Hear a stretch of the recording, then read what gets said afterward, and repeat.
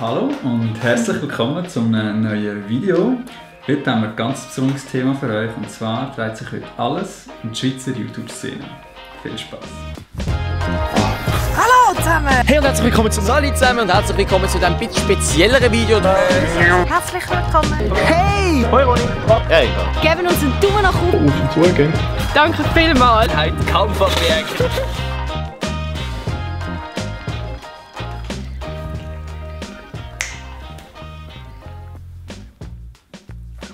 Uns ist nämlich beim Umstöbern in unseren eigenen Videos aufgefallen, dass es schon mehr als ein Jahr her ist, seit wir das letzte Video zu der Schweizer YouTube-Szene gemacht haben.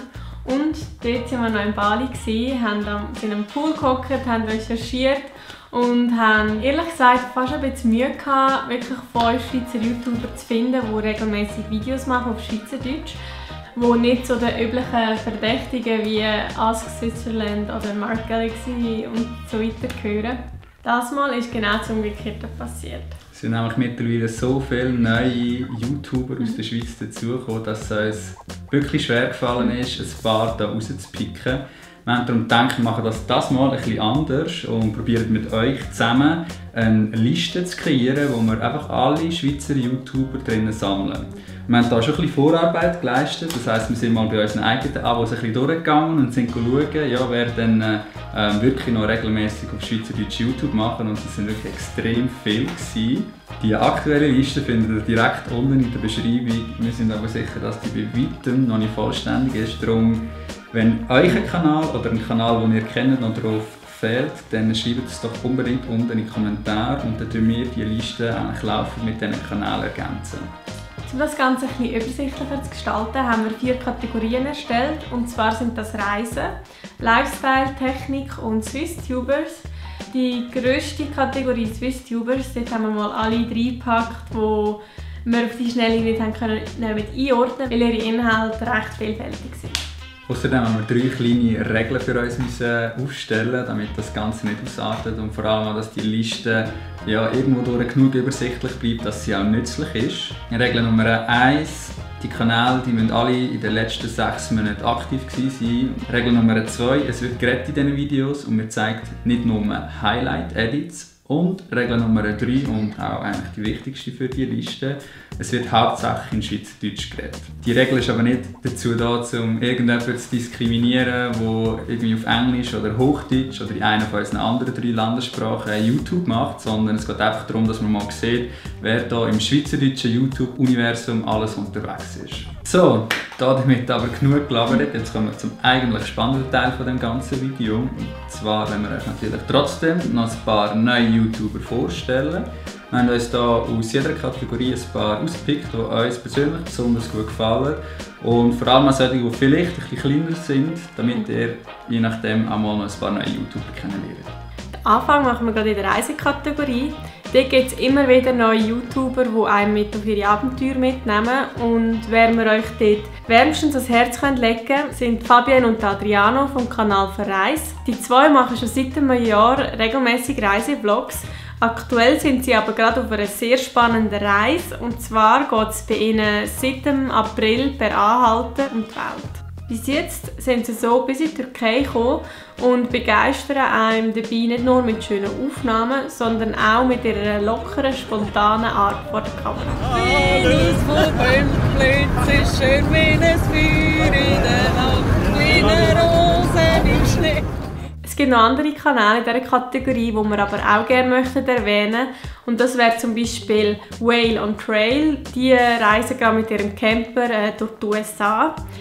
Dann haben wir hier den Patrick von Free Like a Bird. Der pilgert gerade irgendwann in Südamerika umeinander. Und last but not least, der Dani und seine Freundin vom Kanal Danis Abenteuer, die dieses Jahr zum Beispiel Vlogs vom Interrailen und von ihrem Balkan-Roadtrip gemacht haben. Die nächste Kategorie ist immer noch recht klein. Auch wenn es hier rein visuell natürlich trotzdem sehr qualitativ zu und her geht. Erwähnen, wenn wir hier vor allem 2 Kanäle, die trotzdem unterschiedlicher nicht sein könnten.